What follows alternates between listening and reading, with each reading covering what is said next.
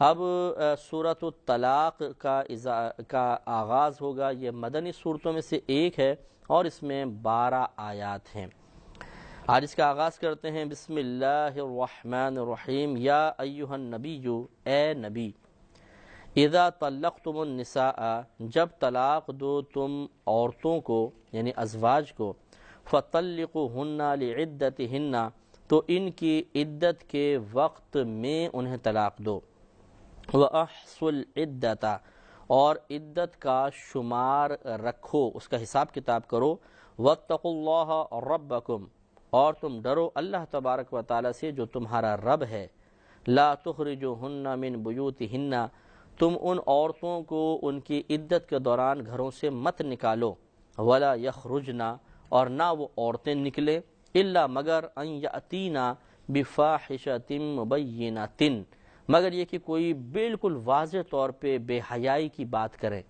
یعنی کوئی غلط کام زنا وغیرہ خدا نخواستہ کر دیں تو ان کو باہر نکالا جائے گا، کیونکہ حدود وغیرہ جاری کرنی ہے، ورنہ ان کو گھروں سے باہر نہ نکالو۔ وَتِلْكَ حُدُودُ اللَّهِ، یہ اللہ تبارک و تعالیٰ کی حدیں ہیں۔ وَمَن يَتَعَدَّ حُدُودَ اللَّهِ، اور جو اللہ تبارک و تعالیٰ کی حدود سے آگے بڑھے، فَقَدْ ظَلَمَ نَفْسَهُ، تو بے شک اس نے اپنی جان پر ظلم کیا۔ تو اس میں اللہ تبارک و تعالیٰ نے کئی احکامات بیان فرمائے ہیں۔ ایک تو فرمایا کہ یا ایھا النبی اذا طلقتم النساء فطلقوهن لعدتهن، اے نبی جب آپ ازواج میں سے کسی کو طلاق دینا چاہیں تو انہیں ان کی عدت کے وقت میں طلاق دیں۔ اس آیت کا شان نزول اصل میں یہ تھا کہ حضرت عبداللہ ابن عمر رضی اللہ تعالی عنہما نے اپنی ایک زوجہ کو ان کے ایام مخصوصہ میں طلاق دے دی تھی، اس پہ نبی کریم صلی اللہ علیہ وسلم نے اظہار غضب فرمایا اور رجوع کا حکم دیا تھا، اور پھر فرمایا کہ آپ پاکی کے ایام میں انہیں طلاق دیں، اسی کا یہ حکم پھر نازل ہوا۔ اس میں تھوڑی سی تفصیل ہے۔ پہلے ایک بات یاد رکھیے کہ ایک عورت ہوتی ہے جس کو کہا جاتا ہے غیر مدخول بہا، یعنی وہ عورت جس سے ابھی جس کی رخصتی نہیں ہوئی، آپ آسان الفاظ میں یوں کہہ لیں، یا رخصتی بھی ہو گئی لیکن شوہر کے ساتھ کبھی تنہائی کا موقع ابھی تک حاصل نہیں ہوا ہے، اسے غیر مدخول بہا کہتے ہیں۔ اور جس کی رخصتی ہو گئی، شوہر کے ساتھ اسے تنہائی کا موقع ملا، یا جو میاں بیوی کا تعلق ہے قائم ہو گیا، تو اسے کہتے ہیں مدخول بہا۔ تو پہلی بات تو یہ ہے کہ غیر مدخول بہا کو ایام مخصوصہ میں اگر طلاق دی جائے یہ منع نہیں ہے۔ یہاں جو حکم بیان ہو رہا ہے یا جو ہم نے شان نزول بتایا حضرت عبداللہ ابن عمر رضی اللہ تعالی عنہما والا واقعہ، وہ یہ ہے کہ ایام مخصوصہ میں مدخول بہا عورت کو طلاق دی جائے تو یہ طلاق بدعی کہلاتی ہے، یہ غیر مناسب چیز ہوتی ہے۔ اس کی دلیلیں بھی ہیں، اس کے علت سبب بھی ہیں، ہر ایک کے پیچھے کچھ نہ کچھ لاجک ہے، لیکن وہ ابھی بیان کرنا بہت ہی مطلب بات کو طویل کر دے گا، اس لیے صرف میں احکام آپ کی خدمت میں عرض کر رہا ہوں۔ تو پہلی بات تو یہ کہ اگر غیر مدخول بہا کو ایام مخصوصہ میں طلاق دی تو جائز، لیکن مدخول بہا کو طلاق دینا، طلاق تو واقع ہو جائے گی لیکن انسان گناہگار ہوگا۔ دوسری بات یہ کہ جو عدت کا حکم بیان فرمایا یہ مدخول بہا کے لیے ہوتی ہے۔ غیر مدخول بہا عورت یعنی جس کے بھی کوئی خلوت صحیحہ نہیں ہوئی، اس کی رخصتی وغیرہ نہیں ہوئی، اگر شوہر اس کو طلاق دے دیتا ہے تو اس پر کوئی عدت نہیں ہوتی۔ اس کے بعد بہتر یہ ہے کہ اب جیسے فرمایا کہ وہ آگے تھا کہ وہ احصوا العدۃ، ان کی عدت کا شمار کرو، تو میں طلاق کی کچھ اقسام بھی عرض کر دیتا ہوں اور پھر عدت کے احکام بھی چند اور عدت کے اقسام بھی آپ کو عرض کر دیتا ہوں۔ پہلی بات تو یاد رکھیے کہ طلاق 3 قسم کی ہوتی ہے۔ ایک طلاق احسن ہوتی ہے، سب سے اچھی طلاق، دوسری طلاق حسن ہوتی ہے، اچھی طلاق، ایک ہے سب سے اچھی، دوسری اچھی، اور ایک ہوتی ہے طلاق بدعی یعنی بدعت طلاق، غلط قسم کی طلاق۔ طلاق احسن کی صورت یہ ہے کہ مدخول بہا عورت ہو، اسے پاکی کے ایام میں، جس کو عربی میں طہر کہتے ہیں، 2 حیضوں کے درمیان جو پاکی کا ایام عورت کے آتے ہیں اس کو طہر کہا جاتا ہے، اس طہر میں اس عورت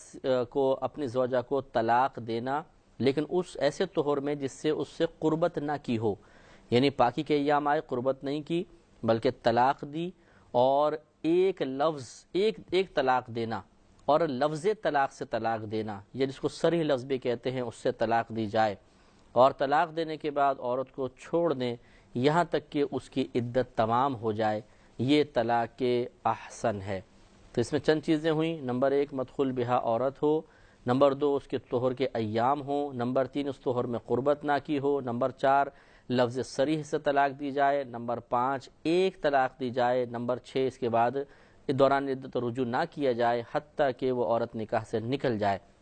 تو یہ ایک ہی طلاق پہ اکتفا کرنا اور طلاق رجعی دینا صریح لفظ کے ساتھ دینا، یہ طلاق احسن سب سے بہترین طلاق ہوتی ہے. اس کے بعد طلاق حسن ہے. اس میں تقریباً تمام چیزیں وہی ہیں کہ ایسے طہر میں طلاق دینا جس میں قربت نہ کی ہو، اور لفظ صریح سے طلاق دینا، ایک طلاق دینا. لیکن اس میں یہ ہوتا ہے کہ ایک طہر میں ایک طلاق دی، پھر جب دوسرا طہر آیا اس میں دوسری طلاق دے دیں، پھر تیسرا طہر آیا تو تیسری طلاق دے دیں. اس میں چونکہ 3 طلاقوں کی گنتی پوری کر دیتے ہیں، اس لیے پہلی والی سے یہ کم صورت ہوتی ہے، اس لیے اس کو طلاق حسن کہتے ہیں. اور طلاق بدعی وہ کہ جو ممنوعہ صورتوں پر مشتمل ہو، جیسے مدخول بہا کو ایام مخصوصہ میں طلاق دے دینا، ایک ساتھ 3 طلاقیں دے دینا، یا طلاق بائن دینا یعنی کنایہ الفاظ کے ساتھ طلاق دینا، یہ طلاق بدعی کہلاتی ہیں. اس کے بعد عورتوں کے یہ جو فرمایا کہ فطلقہن لعدتہن، تو تم طلاق دو ان کی عدت کے وقت میں.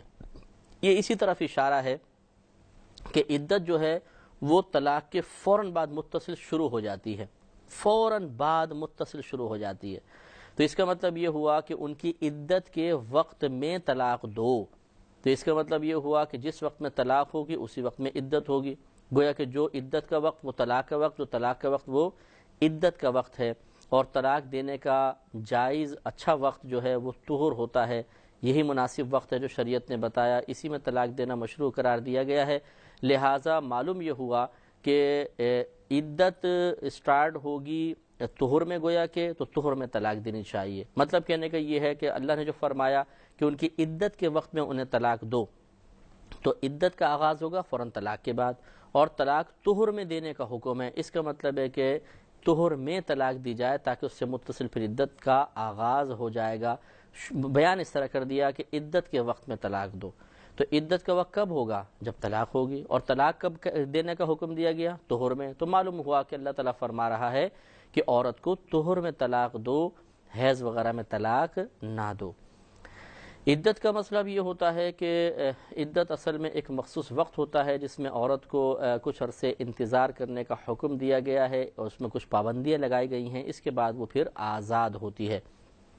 اس میں دیکھا جاتا ہے چونکہ طلاق کی بات ہے، ہم طلاق کے اوپر ہی گفتگو کرتے ہیں، کہ سب سے پہلے تو جیسے آپ کو بتایا کہ غیر مدخول بہا ہے تو اس پر تو عدت ہوتی ہی نہیں ہے.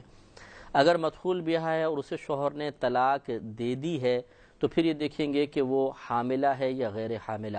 اگر حاملہ عورت ہے تو اس کی مدت عدت وضع حمل ہے، یعنی جب بچہ پیدا ہو جائے گا تو عدت تمام ہو جائے گی. اولاۃ الاحمال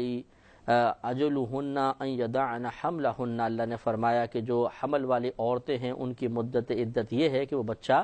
پیدا کر لیں، حمل جن دیں. تو اس لیے حاملہ عورت کی مدت عدت وضع حمل ہوتی ہے جب بچہ پیدا ہوگا، چاہے وہ 2 دن بعد ہی پیدا ہو جائے. مثلا پہلے تھا تقریباً 8 ساڑھے 8 مہینے گزر چکے ہیں، اب شوہر نے طلاق دے دی، دوران حمل طلاق واقع ہو جاتی ہے. یہ بھی یاد رکھیں، بعض لوگ سمجھتے ہیں کہ حاملہ کو طلاق نہیں ہوتی، ہو جاتی ہے.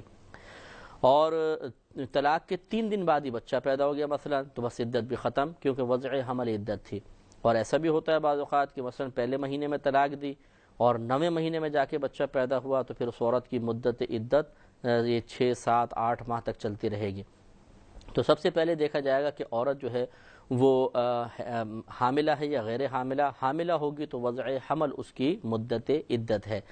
اور اگر وہ غیر حاملہ ہے تو پھر یہ دیکھیں گے کہ کیا اسے باقاعدہ حیض آتا ہے یا نہیں آتا. اگر حیض آتا ہے تو پھر 3 حیض اس کی عدت ہے. جیسے اللہ نے فرمایا کہ یتربصن بانفسہن 3 قروء، یہ عورتیں اپنے آپ کو 3 قروء روکے رکھیں. تو 3 قروء یعنی 3 حیض تک ان عورتوں کو اپنے آپ کو روکنا ہوگا. 3 حیض. بعض اوقات اس طرح جو حیض والی عورتیں ہوتی ہیں ان کے لیے مدت عدت بیان کی جاتی ہے 3 مہینے، کہ جی 3 مہینے عدت ہے. 3 مہینے نہیں ہے، 3 حیض ہیں. اگر یہ 3 حیض 2 ماہ میں کمپلیٹ ہو گئے تو 2 ماہ میں عدت ختم ہو جائے گی. اور اگر بالفرض یہ 3 حیض، مثلا ایک حیض آیا پھر حیض بند ہو گیا، 1 سال بعد آیا، تو 1 سال تک اس کی عدت چلتی رہے گی. یعنی جب تک 3 حیض کمپلیٹ نہیں ہو جاتے تب تک اس کی عدت ختم نہیں ہوگی.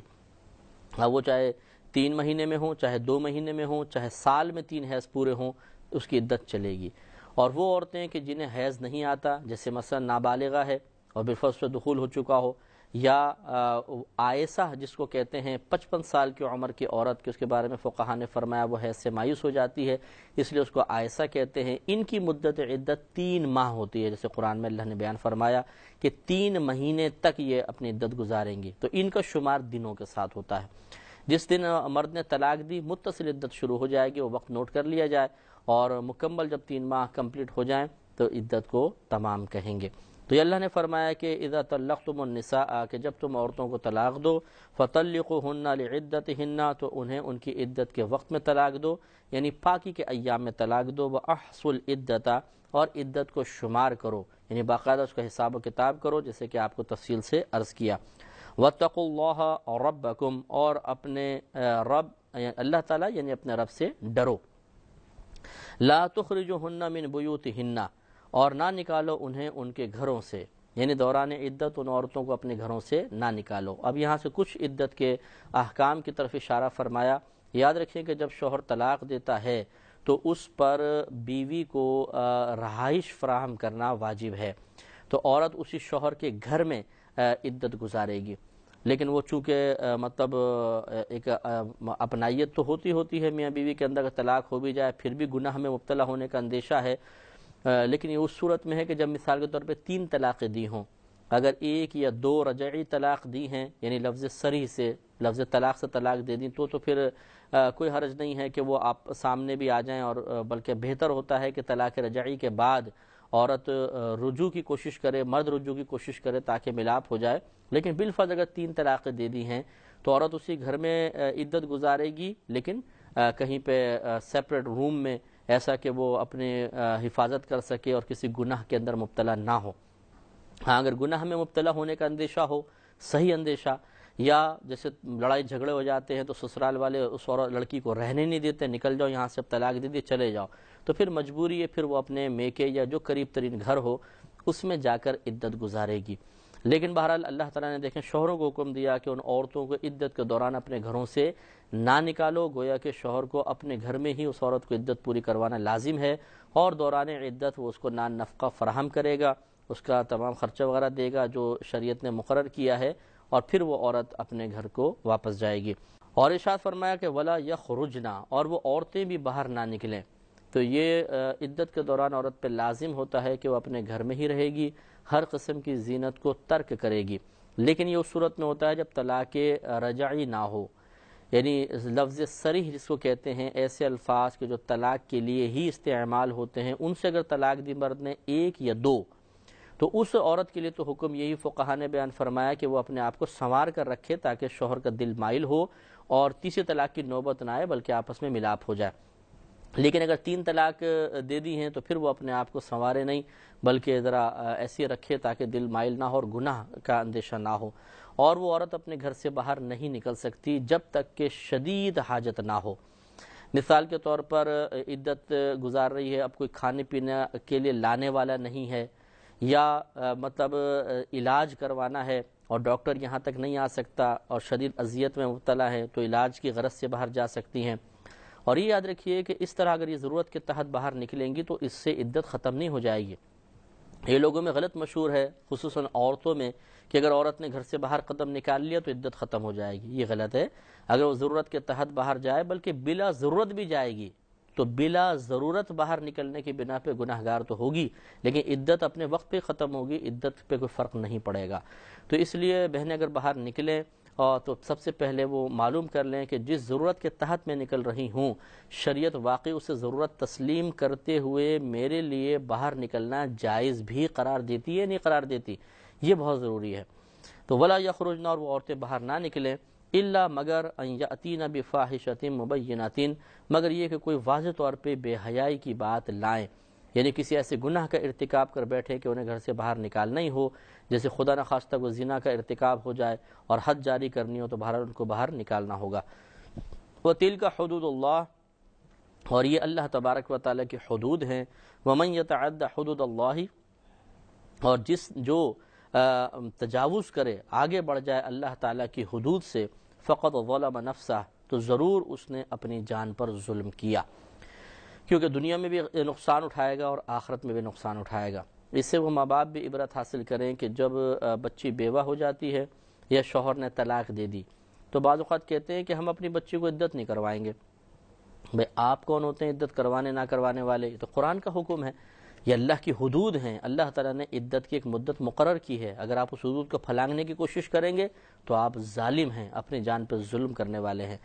بعض اوقات یہ بھی جاہلانہ منظر دیکھے گئے ہیں کہ اگر شوہر جیسے فوت ہو گیا تو بولتے ہیں کہ یہ لڑکی کو جنازے کے ساتھ 40 قدم چلوا دو تو عدت ختم ہو جائے گی۔ لا حول ولا قوت، یہ کہاں سے بے سروپا اور خود ساختہ مسئلہ نکال لیا کہ اور لڑکی باہر ایک تو نکلنا گناہ، پھر جنازے کے ساتھ چلنا اس کا گناہ، اتنے کثیر مرد حضرات، اور پھر عدت کو ختم کروا دینا۔ تو عدت واجب ہے، اسے اگر نہیں کریں گے تو گناہگار ہوں گے، اور یہ اللہ کی طرف سے مقرر شدہ ہے، اس میں بندوں کی رائے کا دخل نہیں ہے کہ ہم کروانا چاہتے ہیں یا نہیں کروانا چاہتے، یہ تو پوری کرنی ہی ہوگی ورنہ منع ہے، سخت گناہگار بھی ہوں گے۔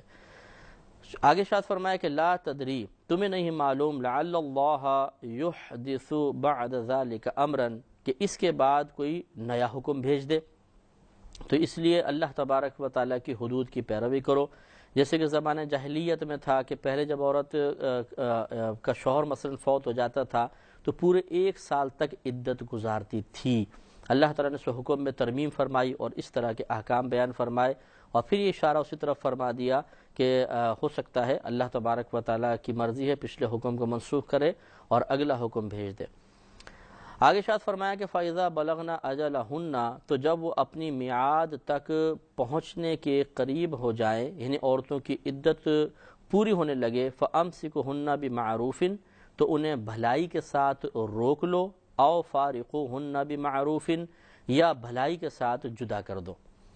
تو یہ اب مزید اس میں ایک تھوڑی سی تفصیل میں اور عرض کرنا چاہوں گا کہ طلاق 2 طرح کی ہوتی ہے، ایک طلاق صریح یا یہ کر لیں طلاق رجعی اور طلاق بائن۔ طلاق رجعی تو وہ طلاق ہوتی ہے کہ ایسے الفاظ سے طلاق دی گئی ہو کہ جو الفاظ طلاق کے لیے ہی استعمال ہوتے ہیں، جیسے ہمارے لفظ طلاق،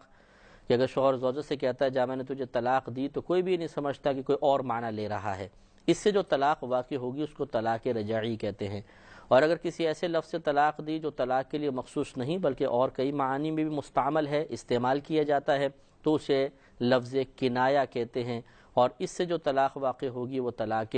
بائن ہوگی۔ جیسے شوہر کہے کہ طلاق کی نیت سے جا، نکل جا، اور غصے میں کہے یا مطلب عورت مطالبہ کر رہی تھی مجھے طلاق دے، اس نے کہا جاؤ، پھر نکل جاؤ، تو یہ نیت طلاق کے ساتھ اگر کہتا ہے مثلا الفاظ کنایہ کے ساتھ تو یہ طلاق بائن پڑتی ہے۔ طلاق رجعی کا حکم یہ ہوتا ہے کہ دوران عدت عورت اس شوہر کے نکاح سے باہر نہیں ہوتی ہے، لیکن طلاق بائن میں جیسے ہی طلاق دے گا فوراً وہ نکاح سے باہر ہو جائے گی۔ اب ہم پہلے طلاق رجعی کو لے لیتے ہیں۔ اگر طلاق رجعی 1 دی ہو یا 2 دی ہو، ان دونوں کا حکم یہ ہے جو اس میں بیان ہوا کہ یا تو انہیں بھلائی کے ساتھ روک لو، مثلا 1 طلاق دیے 2 طلاق، اب وہ عدت گزار رہی ہیں، عدت کے دوران شوہر غور کرتا رہا تو اللہ نے فرمایا کہ یا تو بھلائی کے ساتھ روک لو یا انہیں اپنے سے جدا کر دو۔ بھلا اگر دوران عدت روک لیتا ہے شوہر تو اس میں طلاق رجعی میں نکاح کی حاجت نہیں ہے، بس وہ بہتر مستحب یہ ہوتا ہے کہ 2 گواہوں کی موجودگی میں کہہ لے، یہ رجوع قولی کہلاتا ہے کہ میں اپنی زوجہ سے رجوع کرتا ہوں تم گواہ ہو جانا، یہ اچھا ہوتا ہے، بہتر ہے کہ 2 گواہ بنا لے تو رجوع ہو جائے گا۔ اور یہ رجوع فعلی اعتبار سے ہوتا ہے کہ جو میاں بیوی کے اندر افعال ہوتے ہیں ان میں سے کوئی بھی اگر فعل کر لیتا ہے تو یہ رجوع ہو گیا، تو یہ بغیر نکاح کے میاں بیوی کی حیثیت سے رہ سکتے ہیں، کیونکہ طلاق رجعی میں نکاح ختم نہیں ہوتا۔ لیکن یہ یاد رکھیں کہ طلاق رجعی میں رجوع کے بعد جتنی طلاقیں دے دی وہ گئیں، اب باقی طلاق کا وہ مالک ہے، 1 دی تھی 2 کا مالک ہے، 2 دی تھی تو اب 1 کا مالک ہے۔ اور اگر اس طلاق رجعی میں دوران عدت رجوع نہیں کیا تو پھر وہ عدت کے اختتام کے بعد عورت اس کے نکاح سے باہر ہو جاتی ہے۔ اب اس میں دیکھیں گے کہ اگر 1 طلاق دی تھی نکاح سے باہر ہو گئی، اب اگر رجوع کرنا چاہتا ہے نکاح کے ساتھ کر سکتا ہے۔ اگر 2 طلاقیں دی تھیں نکاح سے باہر ہو گئی یعنی عدت کے دوران رجوع نہیں کیا، اب بھی نکاح کر سکتا ہے، اور اس کا حکم بھی وہ ہوگا اگر 1 کے بعد نکاح کیا ہے تو 2 کا مالک رہا، 2 کے بعد نکاح کیا ہے تو 1 کا مالک رہا۔ لیکن اگر یہ طلاق رجعی 3 دے دی جائیں، یعنی طلاق رجعی سے مراد یہاں پر وہ ہے کہ لفظ صریح سے 3 طلاقیں دے دی جائیں، کیونکہ اس میں رجوع تو نہیں ہو سکتا، 1 دی، 2 دی یا 3 دی تو یہ طلاق رجعی کہلاتی ہیں۔ لیکن جب 3 طلاقیں دے دی جائیں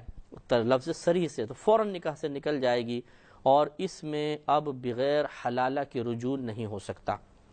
3 طلاق اگر ایک ساتھ دے دے، چاہے لفظ طلاق سے دے، میں نے طلاق دی، میں نے تجھے طلاق دیتا ہوں، طلاق دیتا ہوں، طلاق دیتا ہوں، مثلا اگر کہا تو 3 طلاقیں یا وقفے سے دیں، تینوں طلاقیں ہو جائیں گی، اور اس سے بھی طلاق بائن پڑتی ہے۔ حقیقتاً وہ طلاق رجعی نہیں ہوتی کہ انسان وہ رجوع کر سکے، ہم لفظ صریح کے اعتبار سے میں اس کو رجعی سے تعبیر کر رہا ہوں، تو اس میں اب 3 طلاقوں کے بعد بغیر حلالہ کے رجوع نہیں ہو سکتا۔ تو یہاں جو صورت گویا کے بیان کی کہ فامسکوہن بمعروف، تو انہیں اچھائی کے بھلائی کے ساتھ روک لو، یعنی ضرر کا ارادہ نہ ہو، محبت پیار سے ان کو روکو، او فارقوہن بمعروف، یا اچھے انداز سے ان کو جدا کر دو، یعنی ان کا مہر وغیرہ پورا ادا کر کے جو مطالبہ بنتا ہو کسی بھی چیز کا وہ دے کر رخصت کر دو۔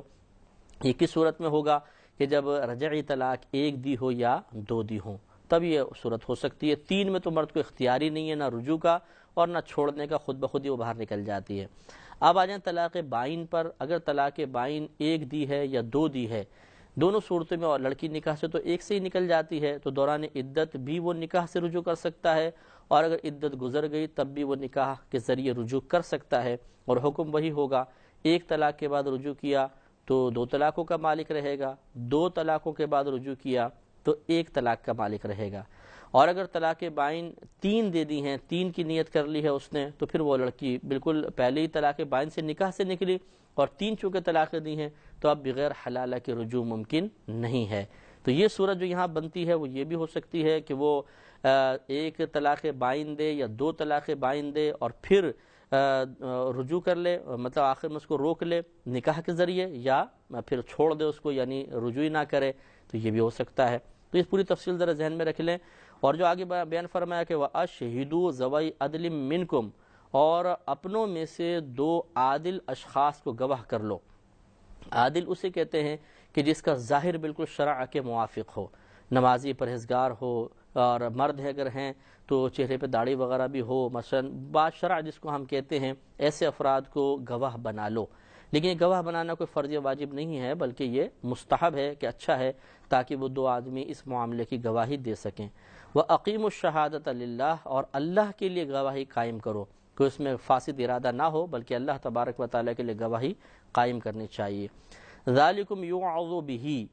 یہ ہے جس کے ذریعے نصیحت کی جاتی ہے، من اس شخص کو، کان یؤمن باللہ والیوم الآخر، جو اللہ تبارک و تعالی اور یوم آخر یعنی قیامت پر ایمان رکھتا ہے۔ تو معلوم یہ ہوا کہ ان چیزوں پر توجہ صاحب ایمان ہی کریں گے، انہی کے لیے نصیحت ہے، تو ہمیں ان تمام امور پہ اچھی طرح توجہ کرنی چاہیے۔ طلاق کے مسائل کچھ پیچیدہ ہوتے ہیں، تفصیل طلب ہوتے ہیں، یقینی سی بات اس قلیل ترین وقت میں مکمل تفصیل سے بیان کرنے کی گنجائش تو نہیں ہے، تو جتنی باتیں ذہن میں رہیں بہت اچھا ہے۔ ورنہ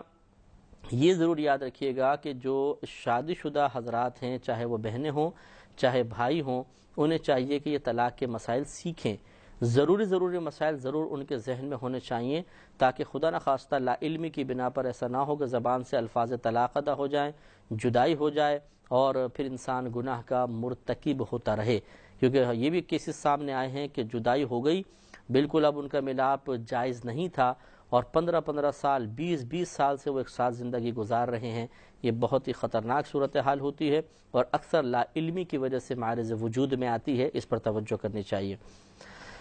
آگے اللہ تبارک و تعالی نے متقین حضرات کے ایک انعام کا تذکرہ فرمایا کہ وَمَن يَتَّقِ اللَّهَ، اور جو اللہ تبارک و تعالی سے ڈرے، يَجْعَلْ لَهُ مَخْرَجًا، اللہ تبارک و تعالی اس کے لیے نجات کی راہ نکال دے گا،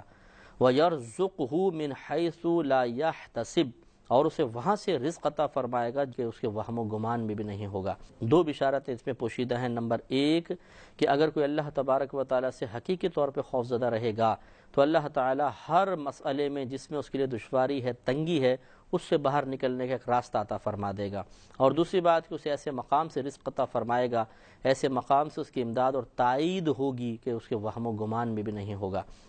تو سب سے پہلے تو صفت تقوی سے اتصاف ضروری ہے، یعنی صفت تقوی اپنے اندر انسان پیدا کرے تو یہ انعام حاصل ہوگا نا۔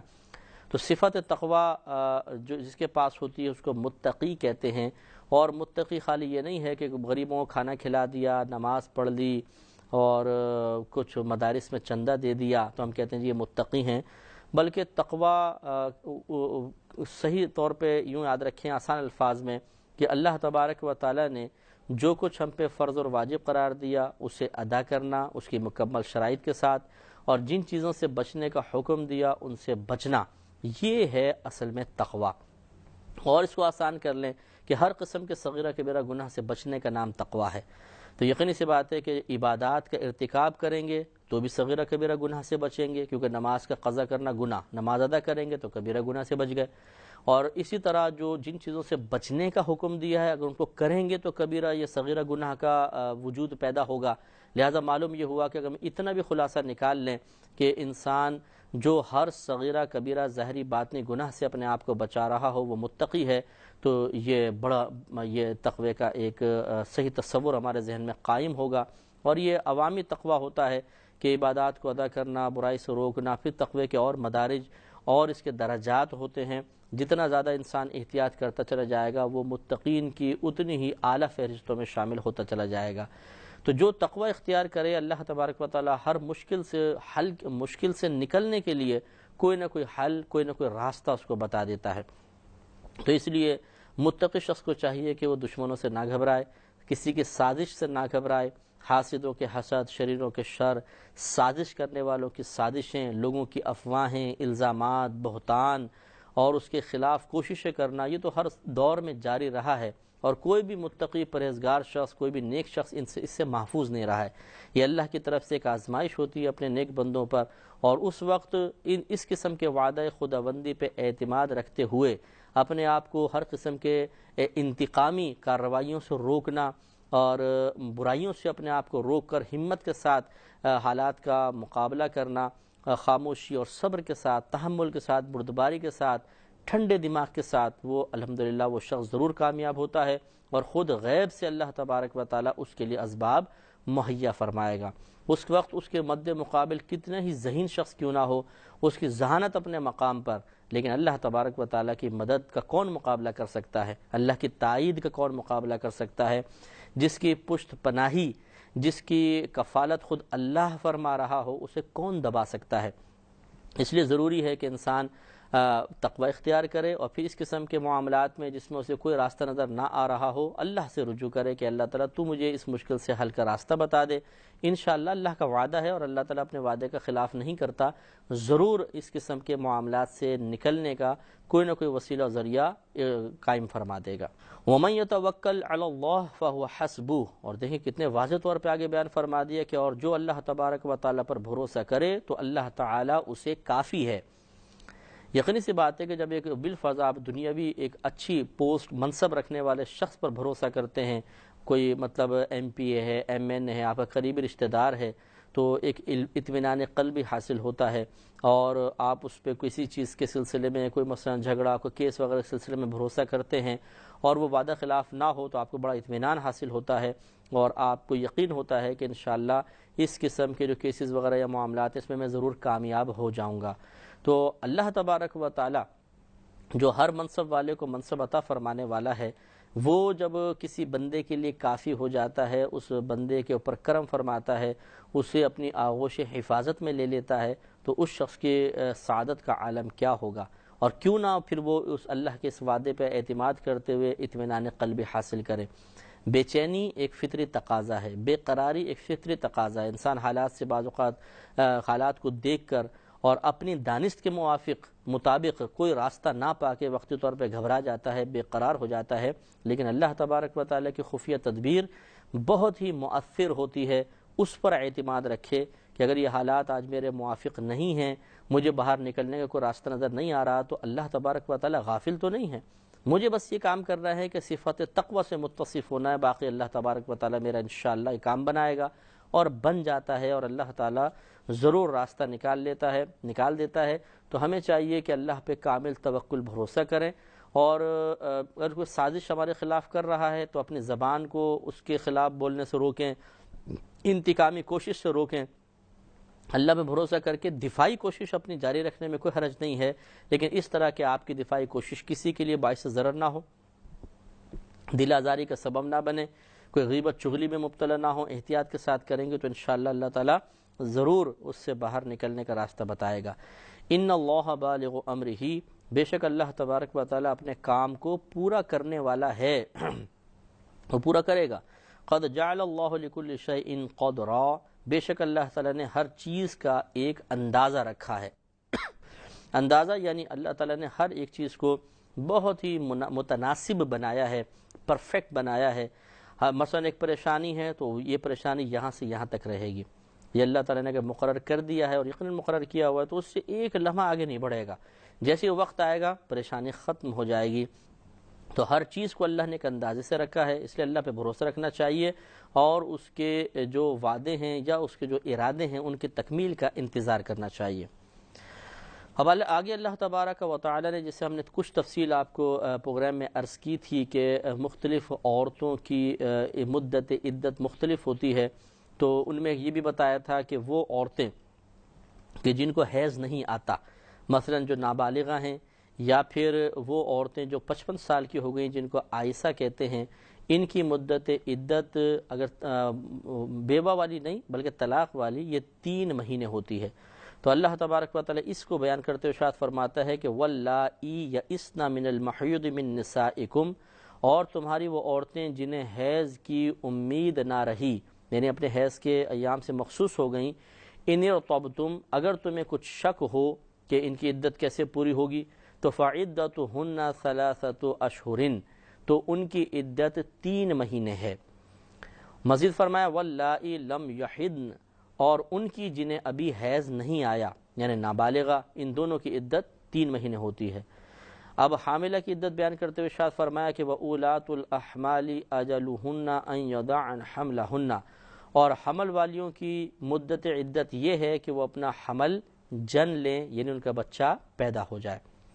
وَمَن يَتَّقِ اللَّهَ يَجْعَل لَّهُ مِنْ أَمْرِهِ يُسْرًا، اور جو اللہ سے ڈرے اللہ اس کے کام میں آسانی پیدا فرما دے گا۔ پھر وعدہ فرمایا کہ جو اللہ سے ڈرے، تقوی اختیار کرے، پرہیزگاری اختیار کرے، اللہ تعالیٰ ہر اس کے لیے جو مشکل آ رہی ہے اس میں آسانیاں پیدا کر دے گا۔ ہمت رکھنی چاہیے، اللہ تعالیٰ بڑا کریم ہے۔ یہ خصوصاً یہ اس قسم کی آیات ان بہنوں کے لیے بھی بہت ضروری ہے کہ وہ اس پہ تفکر کریں جو اپنے سسرال کے حالات کی وجہ سے دل گرفتہ ہیں، پریشان ہیں، کہیں ساس اس کے خلاف عمل کر رہی ہے، نندیں کر رہی ہیں، بہتان، الزام تراشی، روزانہ ایک نیا کیس، ایک نیا فتنہ، ایک نیا ڈرامہ گھر میں ہو رہا ہے، تو وہ تقوی کی طرف توجہ کریں، پرہیزگاری اختیار کریں، اپنی زبان کو کسی کے بھی خلاف بولنے سے روکیں۔ ہاں اگر کوئی آپ سے متعلق وضاحت طلب کرتا ہے، آپ نے ایسا کہا، آپ نے ایسا کیا، ضرور وضاحت کریں، لیکن اس طرح کہ دوسرے کو برا نہ کہیں، دوسرے پہ الزام نہ لگائیں، دوسرے کے کوئی پوشیدہ عیوب ظاہر نہ کریں، اللہ کے خوف کی وجہ سے بس اپنا دفاع جاری رہے تو ضرور ضرور ضرور اللہ تبارک و تعالی کرم فرمائے گا اور ان مشکل حالات سے باہر فرما دے گا۔ ذالک امر اللہ، یہ اللہ تبارک و تعالی کا حکم ہے، انزلہ الیکم، جو اس نے تمہاری طرف نازل فرمایا ہے۔ ومن یتق اللہ، اور جو اللہ تبارک و تعالی سے ڈرے، یکفر عنہ سیئاتہ، تو اللہ تبارک و تعالی اس کی برائیاں اس سے دور فرما دے گا، یعنی گناہوں سے پاک و صاف ہوگا۔ وَيُعْظِمْ لَهُ أَجْرًا، اور اسے بہت بڑا اجر و ثواب عطا فرمائے گا۔ ایک شخص یہ دعویٰ کرتا ہے کہ میں اپنے اللہ تبارک و تعالی سے ڈرتا ہوں، تو اس میں چند علامات ظاہر ہونا ضروری ہیں۔ اگر یہ علامات اس میں ظاہر نہ ہوں تو پھر وہ حقیقتاً اللہ سے ڈرنے والا نہیں ہے۔ مثال کے طور پر پہلی علامت یہ ہے کہ انسان جان بوجھ کر کوئی گناہ نہیں کرے گا۔ اگر شامت اعمال کی بنا پر یا تقاضائے نفسانی سے مغلوب ہو کر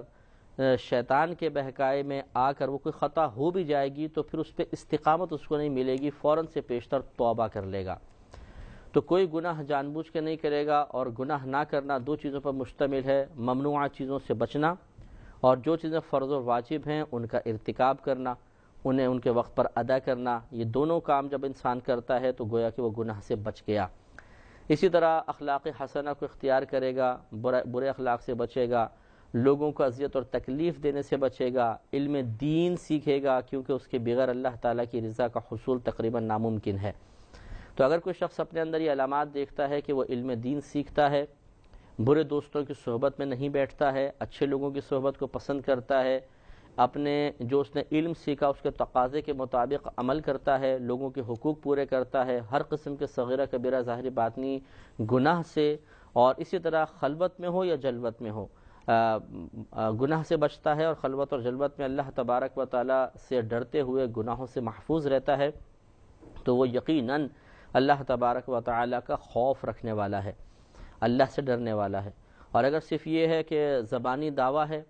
یا کچھ مخصوص کیفیات کو اللہ تعالیٰ کے خوف یا اللہ تعالیٰ سے ڈرنے کا نام دے دیا گیا، مثال کے طور پہ کہیں بیٹھے ہیں، کوئی بیان سنا، وقتی طور پہ ایک جھرجھری سی طاری ہوئی تو کہا جی میں تو بڑا اللہ سے ڈرتا ہوں، جب اس قسم کا بیان ہوتا ہے دل گھبرا جاتا ہے۔ یا کوئی ایسا بیان سنا، آنکھوں سے آنسو جاری ہو گئے، تو ان آنسوؤں کے جاری ہونے کو خوف خدا کی، صرف اس آنسوؤں کو خوف خدا کی سب سے بڑی علامت قرار دے کر بعض لوگ یہ سمجھتے ہیں کہ بس میں بہت اللہ سے ڈرتا ہوں، جی وہ جب قرآن پڑھا جاتا ہے تو میری آنکھوں سے تو آنسو نہیں رکتے ہیں۔ تو آپ کی آنکھوں سے آنسوؤں کا نہ رکنا اچھی چیز ہے، پہلی بات تو یہ سنانا نہیں چاہیے تھا سب کو۔ دوسری بات، اگر سنا بھی رہے ہیں تو کیا صرف آنسوؤں کا نکلنا ہی ڈر کی علامت ہے، اور ان آنسوؤں کے بعد ان کو پہنچنے کے بعد جتنے مرضی گناہ کر لیے جائیں پھر بھی آپ اللہ کا خوف رکھنے والے ہوں گے؟ یقین اس بات ہے کہ نہیں۔ اس لیے ہر شخص کو توجہ کرنی چاہیے اور حقیقی خوف خدا حاصل کرنا چاہیے۔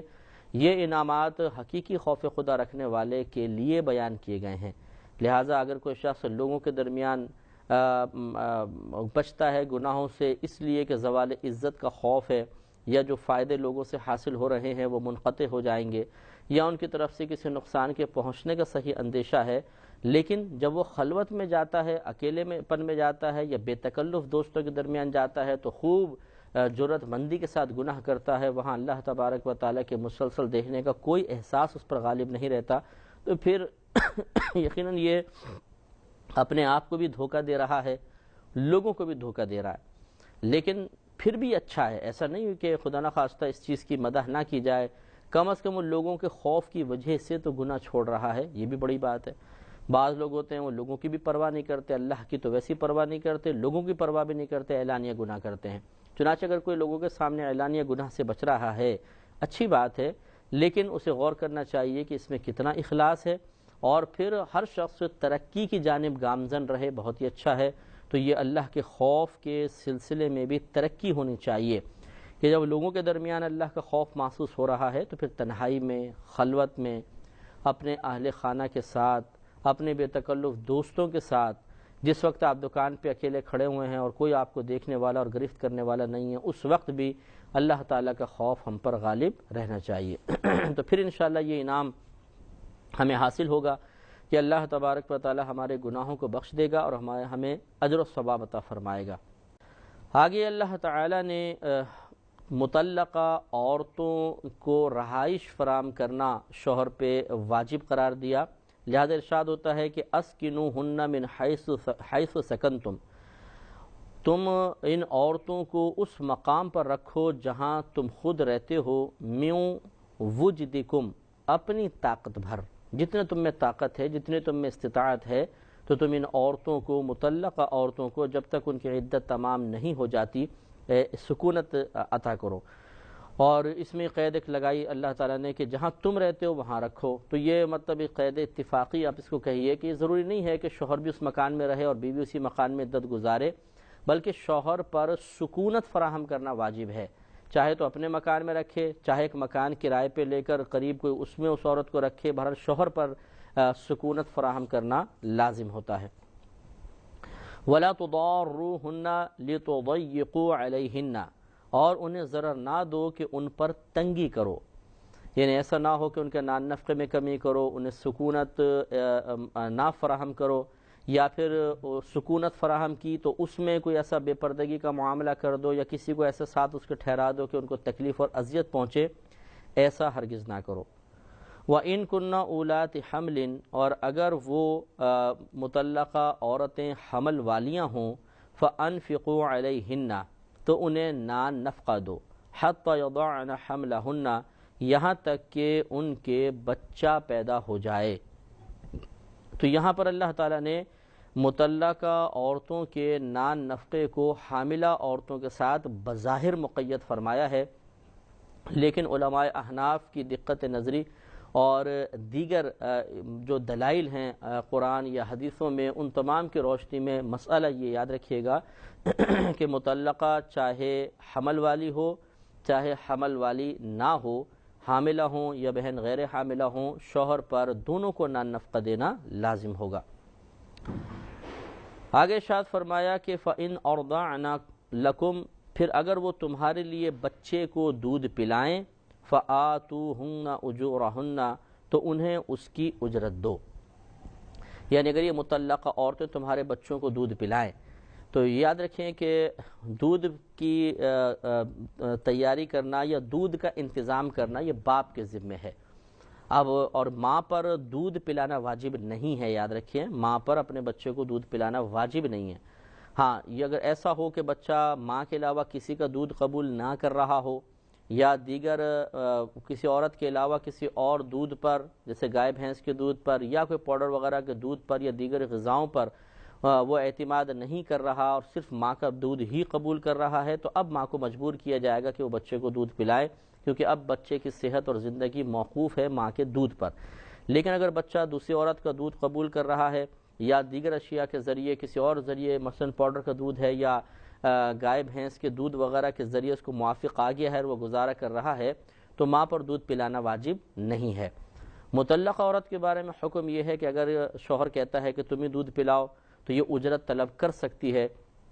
کہ میں دودھ پلاؤں گی، مجھے جیسے عام دائیوں کی ادھر اجرت ہو اسی کی مثل اجرت کا مطالبہ بالکل کر سکتی ہے اور شوہر اسے اجرت دے گا۔ اسی کا ذکر فرمایا کہ فَإِنْ أَرْضَعْنَ لَكُمْ، پھر اگر وہ تمہارے بچے کو دودھ پلائیں، فَآتُوهُنَّ أُجُورَهُنَّ، تو انہیں اس کی اجرت دو، بشرطے کہ وہ طلب کریں۔ اگر وہ طلب نہ کرے، ماں خود دودھ پلائے، جیسے عموماً ایسے ہی ہوتا ہے ہمارے معاشرے میں، تو پھر کوئی ضرورت بھی نہیں ہے۔ لیکن اگر ماں کہتی ہے میں دودھ نہیں پلاؤں گی، اگر پلواتے ہو تو میں اس کی باقاعدہ اجرت لوں گی، تو ماں کے لیے مطالبہ بھی جائز اور شوہر پر پھر اس کی اجرت دینا لازم ہوگا۔ وَأَتَمِرُوا بَيْنَكُمْ بِمَعْرُوفٍ، اور آپس میں معقول طور پر، معروف طور پر مشورہ کرو۔ یعنی مرد نان نفقے کے سلسلے میں، یعنی بچوں کو دودھ پلانے کی اجرت وغیرہ کے سلسلے میں، اور عورت بھی اس سلسلے میں، یہ دونوں میاں بیوی آپس میں، جو اب تو خیر وہ عورت مطلقہ ہو گئی ہے لیکن بہتر طریقے سے آپس میں مشاورت کریں، نہ عورت اسے تنگ کرنے اور ضرر پہنچانے کا ارادہ کرے یا بلیک میل کرے یا اس کی اس وقت کمزوری اور اس وقت مجبوری سے ناجائز فائدہ اٹھائے، اور نہ شوہر اس طرح معاملہ کرے۔ بمعروف، بھلائی کے ساتھ، اچھائی کے ساتھ دونوں معاملہ طے کریں۔ وَإِن تَعَاثَرْتُمْ، پھر اگر تم باہم اس معاملے کو دشوار سمجھو، فَسَتُرْضِعُ لَهُ أُخْرَى، تو قریب ہے کہ اسے اور دودھ پلانے والی مل جائے گی۔ مطلب کہنے کا یہ ہے کہ اگر یہ مطلقہ جو ماں ہے یہ خود بچے کو دودھ پلانے کے سلسلے میں راضی نہیں ہو رہی یا اجرت زیادہ طلب کر رہی ہے، تو اللہ تعالیٰ فرماتا ہے کہ پھر عنقریب کوئی اور ماں ایسی، کوئی اور عورت ایسی حاصل ہو جائے گی کہ جو اس بچے کو دودھ پلائے۔ یعنی شوہر کے لیے پھر بالکل جائز ہے کہ وہ اس اپنی زوجہ سے دودھ نہ پلوائے، کسی اور عورت کے حوالے کر دے۔ لِيُنْفِقْ ذُو سَعَةٍ مِّن سَعَتِهِ، تاکہ خرچ کرنے والا، جو نفقہ دینے والا ہے، وہ اپنی طاقت کے مطابق نفقہ دے۔ وَمَنْ قُدِرَ عَلَيْهِ رِزْقُهُ، اور جس پر اس کا رزق تنگ کر دیا گیا، یعنی اللہ کی طرف سے، فَلْيُنْفِقْ مِمَّا آتَاهُ اللَّهُ، تو وہ اس میں سے نفقہ دے جو اللہ تبارک و تعالی نے اسے دیا۔ یعنی مطلب کہنے کا یہ ہے کہ ذو ساعت من ساعتی ہی جو ہے کہ جو واقعی استطاعت رکھتا ہے، مقدور قدرت رکھنے والا ہے، زیادہ اچھا دے سکتا ہے، وہ اب اچھا ہی نان نفقہ دے، اپنی حیثیت کے مطابق دے۔ اور جس کو اللہ تبارک و تعالی نے رزق کے معاملے میں تنگ دستی میں مبتلا فرمایا تو وہ غربت والا پھر نان، یعنی کوئی ایک نان نفقہ شریعت کی طرف سے ایسا مقرر نہیں کیا گیا کہ جس کی بنا پر کوئی تنگی محسوس کرے۔ لا یکلف اللہ نفسا الا ما آتاہا، اللہ تبارک و تعالیٰ کسی جان کو اس کی یعنی جتنی اس میں استطاعت ہے اس سے زیادہ اللہ تبارک و تعالیٰ تکلیف میں مبتلا نہیں فرماتا۔ تو لا یکلف اللہ نفسا، نہیں آزمائش میں مبتلا فرماتا اللہ تبارک و تعالیٰ کسی جان کو، الا مگر ما آتاہا، مگر جو اللہ تبارک و تعالیٰ نے اسے دیا ہے۔ تو جتنا اللہ نے عطا فرمایا اس کے حساب سے اسے خرچ کرنے کا حکم دیا گیا۔ جو قدرت رکھتا ہے زیادہ خرچ کرنے پر، اس کے لیے حکم ہے کہ وہ اپنی حیثیت کے موافق نفقہ دے، اور اگر کوئی تنگ دست ہے تو وہ اپنی تنگ دستی کو ملحوظ رکھتے ہوئے کم نفقہ بھی دے گا، تو اللہ تبارک و تعالیٰ کی طرف سے کوئی سختی اور جبر نہیں ہے۔ سَيَجْعَلُ اللَّهُ بَعْدَ عُسْرٍ يُسْرًا، قریب ہے کہ اللہ تبارک و تعالیٰ دشواری کے بعد آسانی فرما دے گا۔ لہٰذا یہ ازواج کے لیے خصوصاً تسلی کا سامان ہے کہ اگر آج شوہر اپنی تنگ دستی کی بنا پر کم دے رہا ہے تو اسے طعنہ زنی نہ کی جائے۔ ہو سکتا ہے، اور یہ اللہ تبارک و تعالیٰ کی عموماً عادت کریمہ جاری اور ساری نظر آتی ہے کہ اللہ تعالیٰ کسی کے بھی حالات کو تقریباً ایک جیسا نہیں رکھتا ہے۔ خصوصاً جو تنگ دستی میں مبتلا ہوتے ہیں، ایک وقت آتا ہے آہستہ آہستہ اللہ تعالیٰ ان کو آسانیاں فراہم کرتا ہے، اور کبھی ایسا بھی ہوتا ہے کہ اللہ تعالیٰ بہت زیادہ آسانیاں عطا فرما کے پھر انسان کو بطور آزمائش سختیوں کی طرف لے کر آتا ہے۔ اللہ تبارک و تعالیٰ سے دعا یہی کرنی چاہیے کہ اللہ تعالیٰ ہمیں عافیت عطا فرمائے، آسانی، سہولت اور آسائش عطا فرمائے، اور پھر اس آسائش و سہولت کو ہم حاصل کرنے کے بعد اس کی یاد سے غافل بھی نہ ہوں، اس کا شکر ادا کرتے رہیں۔ اللہ تعالیٰ ہمیں شکر کی توفیق بھی عطا فرمائے۔ آگے ارشاد فرمایا، پچھلی قوموں کا تذکرہ اللہ نے شروع فرمایا، وَكَأَيٍّ مِّن قَرْيَةٍ، اور کتنے ہی شہر یا بستیاں ایسی تھیں، عَتَتْ عَنْ أَمْرِ رَبِّهَا، جنہوں نے اپنے رب کے حکم سے، وَرُسُلِهِ، اور اس کے رسولوں کے حکم سے سرکشی کی، فَحَاسَبْنَاهَا حِسَابًا شَدِيدًا، تو ہم نے ان سے سخت حساب لیا۔ اس میں مفسرین فرماتے ہیں بظاہر ماضی کا صیغہ ہے، پاسٹ کا ہے، لیکن مراد فیوچر ہے کہ ہم ان سے سخت حساب لیں گے۔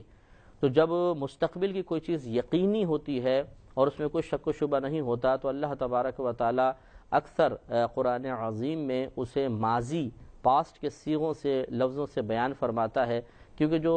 پہلے ہو چکا، جب ہم اس کی خبر دے رہے ہیں تو یقیناً وہ ہو چکا یقینی چیز ہے، تبھی اس کی خبر دے رہے ہیں۔ اگر خبر دینے والا سچا ہو تو یقینی بات ہے کہ جو ہو چکا اسی کی خبر دے گا۔ تو بعض اوقات ایسا ہوتا ہے جو مستقبل میں ہونے والا ہوتا ہے، وہ جب یقینی ہوتا ہے تو پھر ماضی کے صیغوں سے اس کو تعبیر کیا جاتا ہے، کیونکہ ماضی کے صیغے ایک یقینی چیز کی خبر دے رہے ہوتے ہیں، تو مستقبل کی یقینی چیز کو ماضی کے صیغوں سے تعبیر کر کے اس کے یقینی ہونے کی طرف اشارہ کرنا مقصود ہوتا ہے۔ وَعَذَّبْنَاهَا عَذَابًا نُكْرًا، اور عذاب دیا ہم نے انہیں سخت عذاب، بہت ہی برا قسم کا عذاب، سخت ترین عذاب میں ان قوموں کو مبتلا کیا جنہوں نے اللہ تبارک و تعالی اور اس کے رسولوں کے احکام کے مقابلے میں سرکشی کا مظاہرہ کیا تھا۔ اس سے معلوم ہوا کہ اللہ تعالیٰ اور اس کے رسول کریم صلی اللہ علیہ وسلم کے احکام کے مقابلے میں سرکشی نہیں کرنی چاہیے۔ اب یہ سرکشی دو طرح کی ہوتی ہے، ایک مع الانکار ہوتی ہے، ایک مع التسلیم ہوتی ہے۔ یعنی ایک تو یہ ہے کہ ہم معاذ اللہ ثم معاذ اللہ ان احکام کو مانتے ہی نہیں، عمل تو دور کی بات، یہ کفار کا طریقہ تھا کہ وہ انکار کر دیا کرتے تھے انبیاء علیہ السلام کے نبی ہونے کا، آسمانی کتابوں کے آسمانی کتاب ہونے کا، احکام کا مطلقاً انکار کر دیا کرتے تھے۔ یہ تو کفر ہے، اور اس کی اگر اسی حالت میں انسان مر جائے تو ہمیشہ ہمیشہ جہنم میں جائے گا۔ اور ایک ہوتا ہے کہ ان احکام کو انسان تسلیم کرتا ہے، وہ کہتا ہے کہ یہ حق ہے، سچ ہے، ٹھیک ہے، لیکن پھر اس کی شامت اعمال ہوتی ہے، کچھ اس کی سستی ہوتی ہے، نفس کا غلبہ ہوتا ہے، شیطان کے بہکاوے میں آ جاتا ہے اور عمل کے معاملے میں کوتاہی کر بیٹھتا ہے۔ یہ بھی ایک سرکشی ہے، لیکن اس سرکشی کی وجہ سے انسان کافر نہیں ہوتا۔ چنانچہ احناف کے نزدیک اگر کوئی شدید ترین، سخت ترین گناہ کبیرہ میں بھی مبتلا ہو جائے، لیکن سوائے کفر و شرک کے، تو وہ کافر نہیں ہوگا، گناہ گار ضرور ہوگا۔ ہاں ایک صورت ہو سکتی ہے کہ اگر کوئی گناہ کسی نے جس کی ممانعت قرآن میں واضح طور پر آئی ہو، اسے حلال سمجھ کر کیا تو پھر وہ کفر تک پہنچ سکتا ہے، ورنہ گناہ کبیرہ کا ارتکاب اگر حرام سمجھ کر ہی کیا جائے تو فقہ حنفی کی روشنی میں کفر و شرک کے علاوہ اگر وہ گناہ ہو تو کفر نہیں ہوگا۔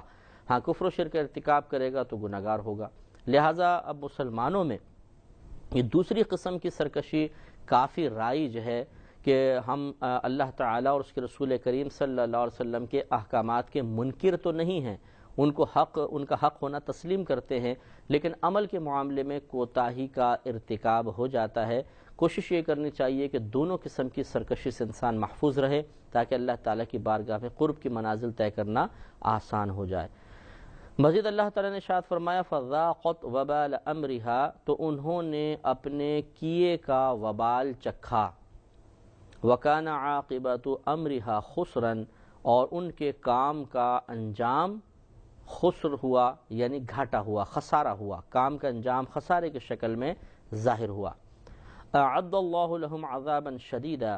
تو تیار کر رکھا ہے یا تیار کر دیا اللہ تبارک و تعالی نے ان کے لیے شدید عذاب کو۔ جب ایسا معاملہ ہے تو فاتقوا اللہ یا اولی الالباب الذین آمنوا، تو اے عقل والو اللہ تبارک و تعالی سے ڈرو، اور وہ عقل والے کون ہیں؟ الذین آمنوا، وہ جو ایمان لائے ہو، یعنی وہ جو ایمان لائے ہو، ان میں سے جو عقل والے ہو اللہ تبارک و تعالی سے ڈرو، کہ پچھلی قوموں کے اوپر غور و تفکر کرو کہ وہ تعداد میں بھی بہت زیادہ تھے، طاقت میں بہت زیادہ تھے، افرادی قوت کے اعتبار سے بھی بڑی وسعت حاصل تھی، انہیں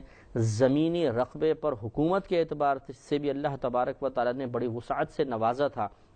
لیکن جب انہوں نے اللہ تعالیٰ کی نافرمانی کے تسلسل کو قائم کیا اور مسلسل غلطیوں کا ارتکاب کیا، تو اللہ تبارک و تعالی نے ان پہ شدید عذاب نازل فرما کر انہیں قیامت تک کے لیے نشان عبرت بنا دیا۔ تو اس لیے کہ عقل والے کو غور و تفکر کرنا چاہیے، سوچنا چاہیے کہ ایک تو ان کے معاملات پہ غور و تفکر کرے گا تو گناہوں سے دوری حاصل ہوگی، سرکشی سے دوری حاصل ہوگی، نیکی کی طرف دل مائل ہوگا۔ دوسرے، جب ان کے واقعات پہ ہم غور و تفکر کرتے ہیں تو اظہار تشکر کو دل کرتا ہے کہ اللہ تیرا بڑا کرم ہے کہ تو نے ہمیں ان لوگوں میں پیدا نہیں کیا بلکہ اپنے حبیب کریم صلی اللہ علیہ وسلم کی امت میں پیدا فرمایا اور مسلمان پیدا فرمایا اور ہزارہ احکامات کے سلسلے میں مطیع و فرما بردار رکھا۔ یہ بہت بڑی بات ہے، یہ اللہ کا بہت بڑا کرم ہے، لہذا عقل والوں کو چاہیے کہ پچھلے اس طرح قوموں کے واقعات پہ غور و تفکر کر کے اس سے آخرت کی ترقی کا سامان جمع کرتے رہیں۔ قد انزل اللہ الیکم ذکرا، بے شک اللہ تبارک و تعالی نے تمہاری طرف ایک ذکر نازل فرمایا، رسولا یعنی رسول۔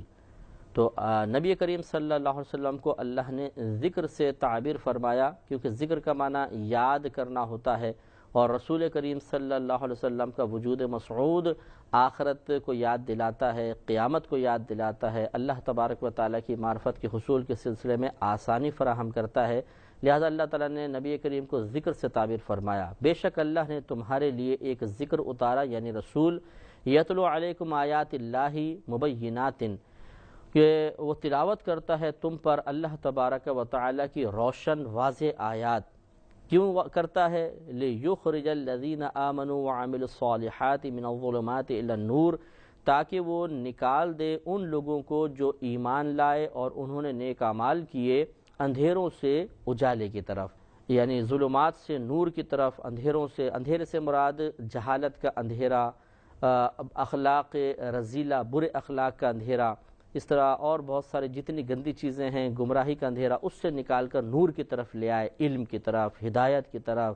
اور اللہ تبارک و تعالیٰ کی اطاعت و فرما برداری و معرفت کی طرف۔ یہ نبی کا ایک بہت بڑا منصب ہوتا ہے، بہت بڑا کام ہوتا ہے جو ساری زندگی نبی سر انجام دیتا رہتا ہے۔ وَمَن يُؤْمِن بِاللَّهِ وَيَعْمَلْ صَالِحًا، اور جو اللہ تبارک و تعالیٰ پر ایمان لائے اور اچھا نیک عمل کرے، یدخلہ جنات، اور اللہ تبارک و تعالیٰ اسے ایسے باغات میں داخل فرمائے گا، تجری من تحتها الانہار، کہ جن کے نیچے سے نہریں جاری ہوتی ہیں، خالدین فیہا ابدا، وہ جن میں ہمیشہ ہمیشہ رہیں گے۔ قد احسن اللہ لہ رزقا، بے شک اللہ تبارک و تعالیٰ نے اس کے لیے اچھا رزق تیار فرمایا ہے، یعنی جو اللہ تعالیٰ پر ایمان لائے اور پھر نیک عمل بھی کرے۔ دو چیزیں یہاں پہ بیان فرمائیں، صرف ایمان لانے کو ذکر نہیں فرمایا، اور بارہا قرآن پاک میں ایسا ہی ہوا کہ نیک اعمال کی بھی تلقین کی گئی ہے، اور تقریباً ہر جگہ ہم یہی آپ کی خدمت میں تھوڑی وضاحت کرنا مناسب تصور کرتے ہیں کہ اس قسم کے لوگوں کے شر سے محفوظ رہنا چاہیے جو یہ کہتے ہیں کہ جی نیک عمل کو ضروری کوئی ہے، بس ایمان لے آئے کافی، اللہ تعالیٰ نجات عطا فرما دے گا۔ نیک اعمال کون سا؟ اللہ کو کوئی نیک اعمال کی حاجت ہے؟ یقینی سی بات ہے کہ اللہ تعالیٰ کو تو ہمارے ایمان کی بھی حاجت نہیں ہے، وہ تو بے نیاز ہے۔ ایمان لانا ہمارے حق میں بہتر ہے اور نیک اعمال کرنا بھی ہمارے حق میں بہتر ہے، لیکن مسئلہ یہ ہے کہ اصل ہے اللہ تبارک و تعالیٰ کے حکم کی فرما برداری اور اطاعت۔ اگر ہم ایمان کے سلسلے میں اللہ تعالیٰ کی فرما برداری کر رہے ہیں تو نیک اعمال کے ارتکاب کے سلسلے میں کیوں نافرمانی کے مرتکب ہوں؟ لہٰذا ہمیں غور و تفکر کرنا چاہیے اور نیک اعمال کے ایمان لانے کے ساتھ ساتھ نیک اعمال پر استقامت کو بھی ضروری سمجھنا چاہیے۔ اللہ الذی خلق سبع سماوات ومن الارض مثلہن، اللہ تبارک و تعالیٰ وہ ہے جس نے پیدا کیا 7 آسمانوں کو اور اسی کی مثل زمینوں کو، یعنی یہ آیت سے واضح طور پہ ثابت ہوا کہ 7 ہی آسمان ہیں اور 7 ہی زمینیں ہیں۔ یتنزل الامر بینہن، حکم ان کے درمیان اترتا ہے،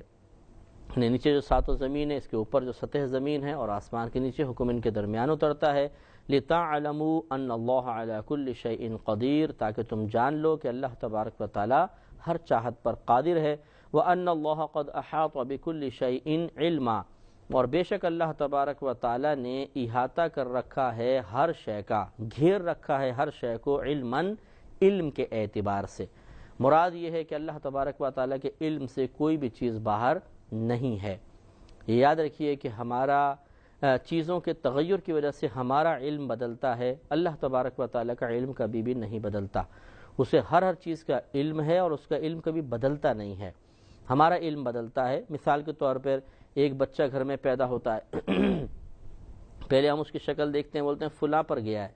تھوڑا اور بڑا ہوتا ہے بولتے ہیں شکل بدل لی، اب یہ فلاں پر گیا ہے، پھر تھوڑا اور آگے بڑھتا ہے تو ہم کہتے ہیں نہیں اب اس کی شکل فلاں کی طرح ہو گئی ہے۔ تو دیکھیے جب کسی چیز میں تغیر پیدا ہوا تو ہمارے علم میں تبدیلیاں پیدا ہوئیں، کیونکہ ہمیں پہلے نہیں معلوم تھا کیا شکل اختیار کرے گا وغیرہ وغیرہ۔ اسی طریقے سے جب کوئی ایک شہر سے دوسرے شہر منتقل ہوتا ہے، پھر اس سے آگے منتقل ہوتا ہے، اسے نہیں پتہ ہوتا، نہ ہمیں پتہ ہے کہ اس کے ساتھ کیا ہوگا، لیکن اللہ تبارک و تعالیٰ اس سے پہلے ہی جانتا ہے کس کی شکل میں کیا تبدیلی ہوگی، کس کی طرف شکل مائل ہوگی، کون کیا کرے گا، کس شہر میں جا کر کیا حادثات رونما ہوں گے، کیا کیا اس کے ساتھ معاملات پیش آئیں گے، اللہ تعالیٰ پہلے ہی سب کچھ جانتا ہے۔ تو لہٰذا اس کے علم میں کوئی ایسی تبدیلی نہیں ہوتی ہے کہ پہلے بعض چیزوں کا علم تھا اور پھر وہ بدل گیا۔ مثال کے طور پر ایسا بھی ہوتا ہے، ہم بعض اوقات ایک کے بارے میں سوچتے ہیں کہ اب یہ بس انجینئر ڈاکٹر بن جائے گا، لیکن اچانک کوئی وہ بیچارہ ایسے کرائسس میں مبتلا ہو جاتا ہے کہ وہ اس سے محروم رہتا ہے، تو پھر ہمارا علم بدل جاتا ہے۔ ہم پہلے سمجھتے ہیں انجینئر بنے گا، بعد میں ہمارا علم ہمیں بتاتا ہے، یعنی اس کے حالات دیکھ کر کہ نہیں تو بیچارہ کسی اور فیلڈ میں چلا گیا، لیکن اس کے کیا اس تغیر کی وجہ سے اللہ کا علم بھی بدلا؟ نہیں، اس لیے کہ اسے اس کے مستقبل کا حال پہلے ہی معلوم ہے۔ تو اس لیے اللہ تبارک و تعالیٰ کے علم کی بڑی وسعت ہے، وہ ہر چیز کو جانتا ہے اور اس کے علم اتنا وسیع ہے کہ جو کچھ ہوا، جو کچھ ہونے والا ہے، سب اس کے پیش نظر ہے۔ اللہ تعالیٰ کے علم کی وسعت پہ غور و تفکر کرنے کے ذریعے اللہ تعالیٰ کی عظمت کو اپنے دل میں بڑھاتے رہنا چاہیے۔ اس سے بڑا خوف پیدا ہوتا ہے، روب، ایک ہیبت، ایک دبدبہ طاری ہوتا ہے، اور اللہ تعالیٰ کے اس علم کی وسعت پر غور و تفکر ہمیں ہزارہ گناہوں سے بچا لیتا ہے۔ دیکھیے زمین کے نیچے اربوں کھربوں مخلوق ہے، سمندر کے اندر آپ دیکھ لیجئے، فضا کے اندر اس وقت بھی ہزاروں جراثیم اڑ رہے ہیں، ہمیں نظر نہیں آتے، ہماری نگاہوں سے پوشیدہ ہیں، لیکن اللہ تعالیٰ سب کو جانتا ہے، کون کیا کر رہا ہے، کیا سوچ رہا ہے، کیا بول رہا ہے، کیا کر رہا ہے۔ اللہ تعالیٰ کے ہم وقت علم میں یہ چیزیں رہتی ہیں، تو آپ اندازہ فرمائیں کہ اس کے علم کی وسعت کتنی ہے۔ جب یہ ثابت ہوا کہ اللہ تعالیٰ کے علم کی وسعت بہت زیادہ ہے، وہ بڑا وسیع، بہت بڑا علم رکھتا ہے، تو پھر کیوں نہ ایسی ذات پر ایمان لایا جائے جو اتنی زبردست وصف کی، خوبی کی حامل ہے، اتنا زبردست وصف رکھتی ہے، خوبی رکھتی ہے، کیوں اس ذات کو چھوڑ کر کسی اور کو اپنا رب تسلیم کیا جائے؟ اس پہ ذرا غور و تفکر کی ضرورت ہے، تو انشاءاللہ بہترین ہدایت حاصل ہوگی۔ صدق اللہ العظیم۔